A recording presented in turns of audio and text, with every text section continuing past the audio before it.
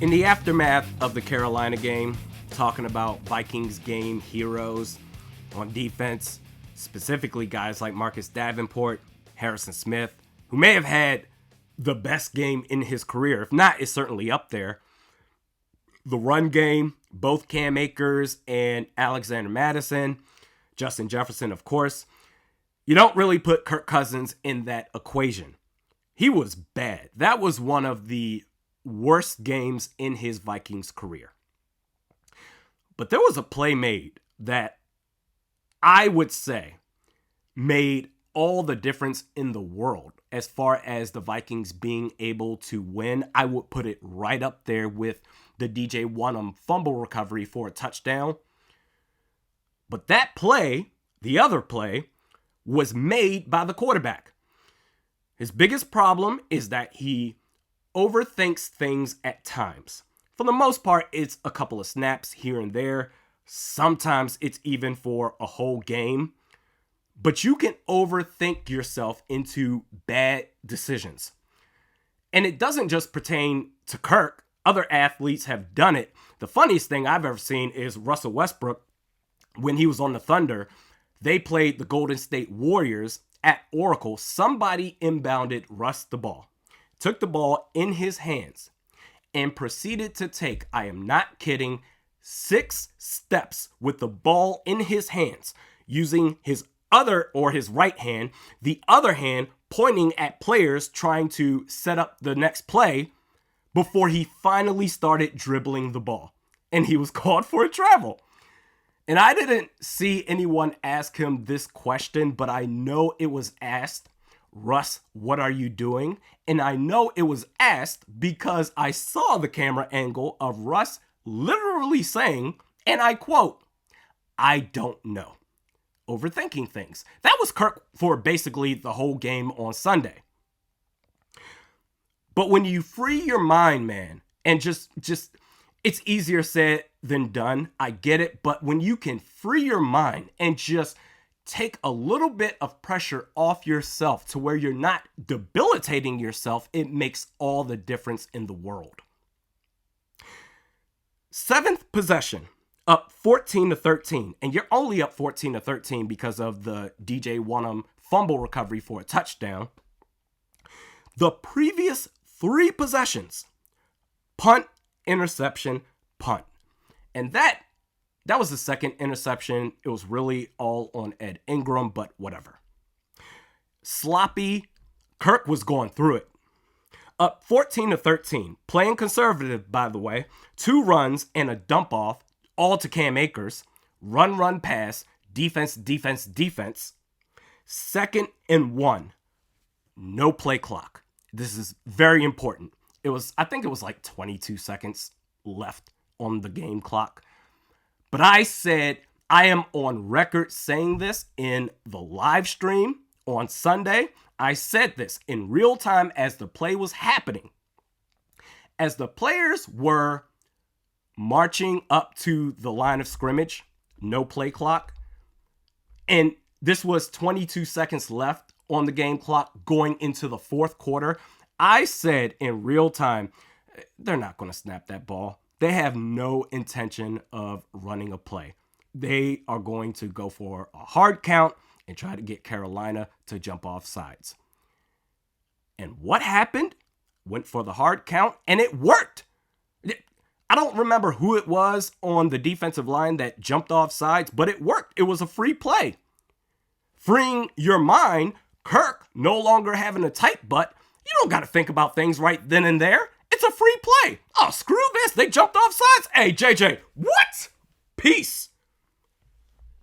And it led to a touchdown to put the Vikings up 21-13. The U2 small play by Justin Jefferson. That was, for a player like that who puts clearly so much pressure on himself, I would argue that you need to do that more often. Hell, Aaron Rodgers did it all the time. The hard count that he would go for, it's crazy because I'm a band geek. Anybody that's ever played band in grade school or at any point in their life, you have an appreciation for sound. Aaron Rodgers, every time he would snap the ball, it was off of a low pitch, low octave. When he was trying to get you off sides, he would have a higher octave. It was so night and day of a difference. I'm like, why would anybody fall for it? But he got dudes to jump off sides all the time. Probably the best quarterback in league history when it comes to that specific play, the hard count free play. It's crazy. Now, some quarterbacks, they have a high pitch all the time. Tom Brady, for example. But for Kirk Cousins, I would say you need to do that more often. Don't be nonchalant at the end of the first quarter or the third quarter and just say, all right, we'll just go into the second and the fourth. No, go for some free plays once in a while. It's fine. That way, if you get somebody to jump off sides for this guy that's in his head all the time, you give him an opportunity to, oh, screw this, fly route, JJ, or Jordan Addison, or whoever the hell is out there.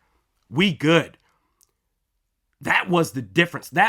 It was right up there with the DJ Wonnum play as far as the Vikings being able to win that game because it put the Vikings up 21-13. And after Carolina got the ball back, they punted the football. The Vikings got an opportunity to ice the game. It's a lot of pressure. All right, let's just drain out the clock and get the hell out of Bank of America Stadium. Instead of draining the clock and winning that game outright, next possession, 3 and out. You got to think now. You got to make plays.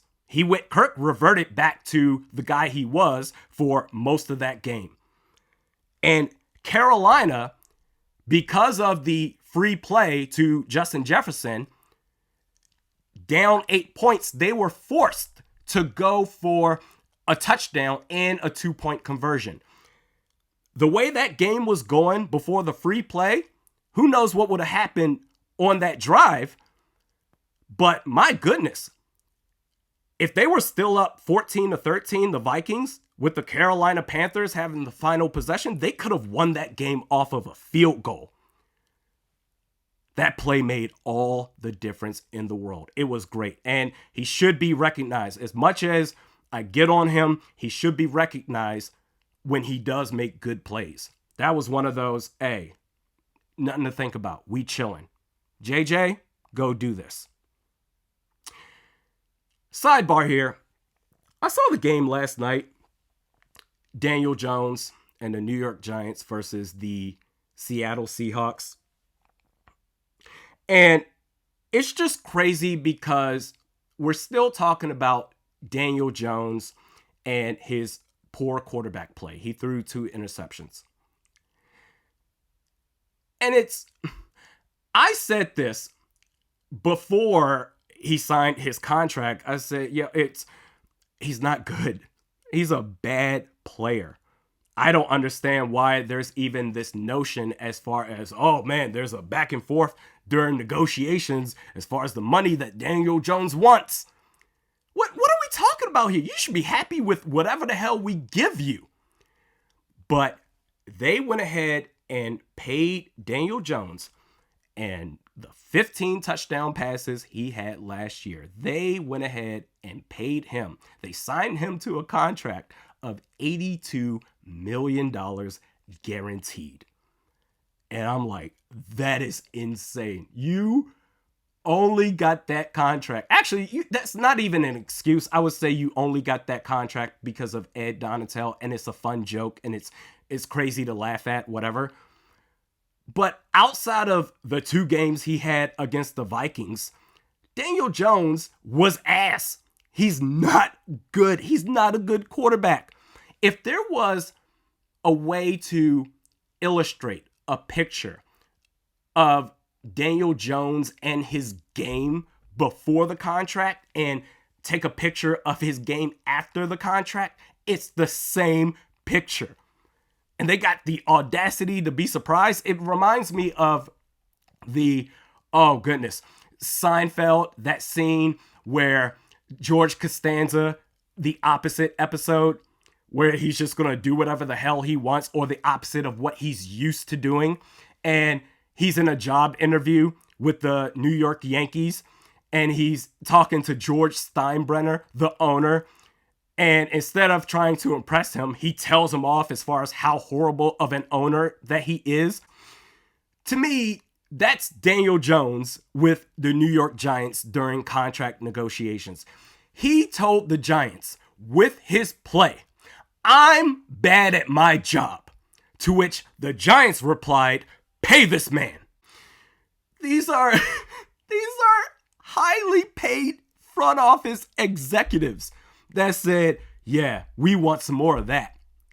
So as a way to make fun of the New York Giants, I want to give my top 3 choices as far as what would have been a better investment of $82 million opposed to giving it to Daniel Jones. Number 1, betting the under for the Iowa Hawkeyes offensive scoring total for the season of 10.5 points. Number 2, Kmart. Number 3, NFTs. You New York Football Giants, you deserve this.